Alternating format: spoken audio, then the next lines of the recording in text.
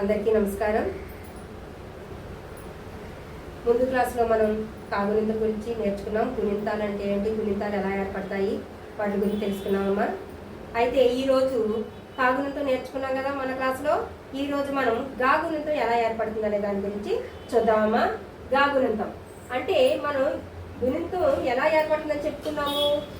ఈ అచ్చుల యొక్క గుర్తులు హల్లుల మీద చేరినప్పుడు గుణింత రూపం అనేది ఏర్పడుతుందని చెప్పుకున్నాం కదమ్మా. ఈ అచ్చుల యొక్క గుర్తులు హల్లుల మీద చేరినప్పుడు అవి గుణింత రూపం అనేది ఏర్పడుతుంది. అంటే మనం ఆల్రెడీ కాగుణింతం అనేది నేర్చుకున్నాము. ఈరోజు మొత్తం ఖాగుణింతం గురించి నేర్చుకుందాం. హల్లు ఏం గుణింతమ్మా? ఖ. ఖ అనే హల్లు మీద హల్లు ఆ అనే హల్లు వచ్చి చేరితే ఆ యొక్క గుర్తు ఏంటి? తలకట్టు. ఆ యొక్క గుర్తు ఏంటమ్మా? తలకట్టు. అయితే కాకి తలకట్టు అనేది చేరదు, ఖాలాగే ఉంటుంది. కాకి అన్నది తలకట్టు చేరదు, కాబట్టి దీన్ని ఖా అనే పిలుస్తామట. దీని ఏమని చెప్పుకున్నాం? పొళ్ళు. దీని ఏమని చెప్పుకున్నామమ్మా? పొళ్ళు. ఈ పొళ్ళు రూపం దీనికి చేరనమాట. అయితే ఇక్ అనే అక్షరానికి ఆ అనే అచ్చు చేరినప్పుడు ఆ అంటే తలకట్టు, కానీ దీనికి గుర్తు అనేది తలకట్టు అనేది పెట్టడం జరగదు. కాబట్టి కా అనేది కా కింద మనం రాయడం జరుగుతుంది. నెక్స్ట్ ఇక్ అనే హల్లుకి ఆ అనే అచ్చు వచ్చి చేరితే ఆ యొక్క గుర్తు దీర్ఘం. ఆ యొక్క గుర్తు ఏంటమ్మా? దీర్ఘం. అంటే ఖాకి దీర్ఘం ఇస్తే ఖా, ఖాకి దీర్ఘం ఇస్తే ఖా. ఇది రెండో కా, అంటే కా తర్వాత వచ్చిన కా రెండో కా కాబట్టి దీనికి వస్తుంది, కాబట్టి గట్టిగా నొక్కి చెప్పడం జరుగుతుంది. ఖా. అలాగే ఇక్ అనే అక్షరానికి ఈ అనే అచ్చు వచ్చి చేరినప్పుడు ఈ అంటే ఏంటి? గుడి. ఈ యొక్క గుర్తు ఏంటమ్మా? గుడి. ఆ గుడి వచ్చి చేరినప్పుడు ఏమవుతుందంట?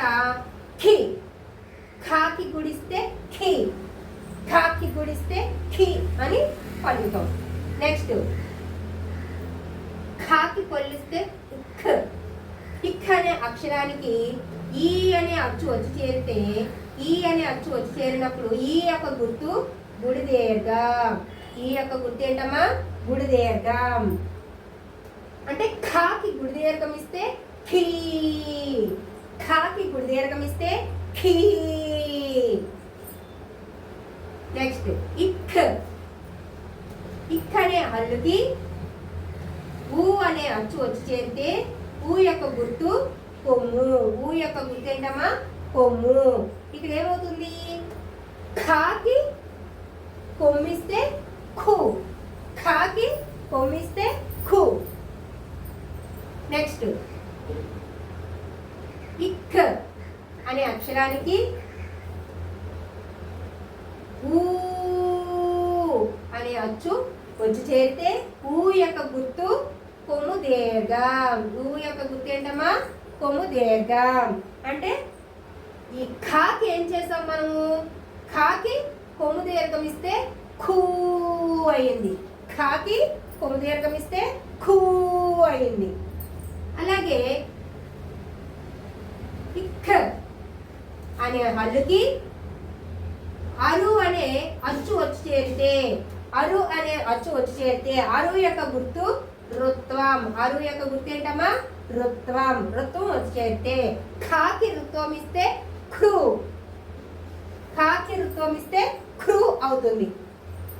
నెక్స్ట్ ఇక్ అనే అక్షరానికి అరు అనే అచ్చు వచ్చి చేరితే అరు యొక్క గుర్తు రుత్వ దీర్ఘం. అరు యొక్క గుర్తు ఏంటమ్మా? రుత్వ దీర్ఘం. వచ్చి చేరితే ఏమవుతుంది? Crew, crew. ఖాకి రుత్వం ఇస్తే రుత్వ దీర్ఘం ఇస్తే క్రూ అవుతుంది. అలాగే ఇక్ అనే హల్లుకి ఏ అనే అచ్చు వచ్చి చేరితే ఏ అంటే ఏ యొక్క గుర్తు ఏత్వం వచ్చి చేరితే ఏమవుతుంది? ఖాకి ఏత్వం ఇస్తే ఖే, ఖాకి ఏత్వం ఇస్తే ఖే అవుతుంది. అలాగే ఇక్ అనే హల్లుకి ఏ అనే అచ్చు వచ్చి చేరితే ఏ అంటే ఏత్వం, అంటే ఖాకి ఏత్వం ఇస్తే ఖే, ఖాకి ఏత్వం ఇస్తే ఖే. అలాగే ఇక్ అనే హల్లుకి ఐ అనే అచ్చు వచ్చి చేరితే, ఐ అనే అచ్చు వచ్చి చేరితే ఐ యొక్క గుర్తు ఐత్వం. ఐ యొక్క గుర్తు ఏంటమ్మా? ఐత్వం. ఐత్వం అంటే ఇప్పుడు ఏమవుతుంది ఇక్కడ? ఖాకి ఐత్వం ఇస్తే ఖై, ఖాకి ఐత్వం ఇస్తే ఖై. అలాగే ఇక్ అనే హల్లుకి ఓ అనే అచ్చు వచ్చి చేరితే ఓ యొక్క గుర్తు ఓత్వం, అంటే ఖాకి ఓత్వం ఇస్తే ఖో, ఖాకి ఓత్వం ఇస్తే ఖో. అలాగే ఖ ఇక్ అనే హల్లుకి ఓ అనే అచ్చు వచ్చి చేరితే ఓ యొక్క గుర్తు ఓత్వం, ఓ యొక్క గుర్తు ఓత్వం. ఏమవుతుంది ఇక్కడ? ఖాకి ఓత్వం ఇస్తే ఖో. అలాగే ఇక్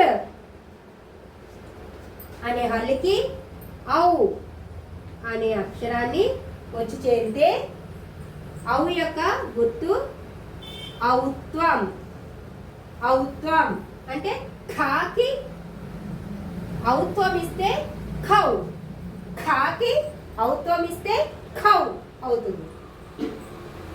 నెక్స్ట్ ఇక్ అనే హల్లుకి అమ్మ అనే అక్షరం వచ్చి చేరితే అమ్మ యొక్క గుర్తు సున్నా, అమ్మ యొక్క గుర్తు సున్నా, అంటే ఖాకి సున్నా పెడితే ఖం, ఖాకి సున్నా పెడితే ఖం.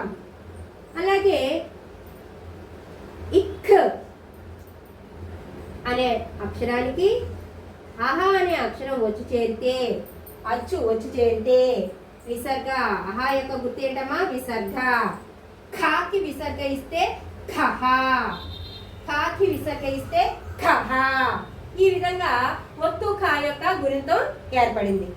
ఏం ఏర్పడిందమ్మా? ఈ కా అల్లు ఏం రాసుకున్నాం మనం? ఒత్తు ఖా రాసుకున్నాం. ఈ ఒత్తు ఖా మీద ఈ అచ్చులు వచ్చి చేరినప్పుడు, ఈ గుర్తులు ఈ హల్లు మీద చేరినప్పుడు ఒత్తు ఖా గుణితం అనేది మనకి ఏర్పడింది. ఒకసారి చూడండి అమ్మా. ఖా, ఖాకి దీర్ఘం ఇస్తే ఖా, ఖాకి గుడిస్తే ఖి, ఖాకి గుడి దీర్ఘం ఇస్తే ఖీ, ఖాకి కొమ్ము ఇస్తే ఖు, ఖాకి కొమ్ము దీర్ఘం ఇస్తే ఖూ, ఖాకి రుత్వం ఇస్తే ఖృ, ఖాకి రుత్తు దీర్ఘం ఇస్తే ఖృ, ఖాకి యాత్వం ఇస్తే ఖే, ఖాకి యాతు దీర్ఘం ఇస్తే ఖే, ఖాకి ఐత్వం ఇస్తే ఖై, ఖాకి ఓత్వం ఇస్తే ఖో, ఖాకి ఓత్తు దీర్ఘం ఇస్తే ఖో, ఖాకి ఔత్వం ఇస్తే ఖౌ, ఖాకి సున్నా పెడితే ఖం, ఖాకి విసర్గ ఇస్తే ఖహ. ఈ విధంగా ఒత్తు ఖా గుణితం అనేది ఏర్పడిందమ్మా. ఓకేనమ్మా? ఒత్తు ఖా గుణితం అందరికీ బాగా నేర్చుకున్నారు కదా. అయితే మీకు ఈ వీడియో నచ్చినట్లయితే లైక్ చేయండి, షేర్ చేయండి, అలాగే సబ్స్క్రైబ్ చేయండి. మరిన్ని వీడియోల కోసం బెల్ సింబల్ని యాక్టివేట్ చేసుకోండి.